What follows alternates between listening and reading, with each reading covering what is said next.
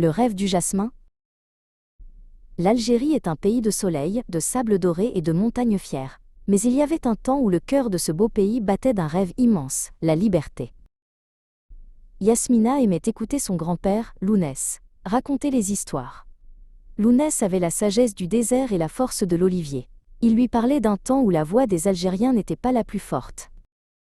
Le 1er novembre 1954, disait-il doucement, un murmure a traversé tout le pays, de Constantine à Oran. Ce n'était pas le vent, c'était l'appel du Moudjahid pour notre dignité. Le peuple s'est levé. Uni comme les grains d'un couscous. Des femmes courageuses cachaient des messages secrets. Des hommes braves protégeaient les enfants et transmettaient l'espoir de village en village.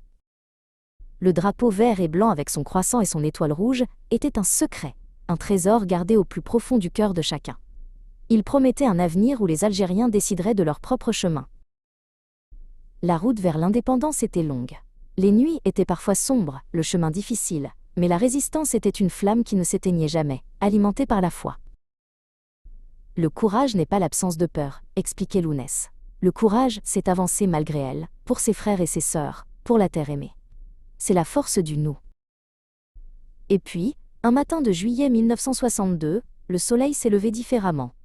Le son joyeux des youyous, ces cris de joie, a rempli l'air. C'était la fin de la longue attente.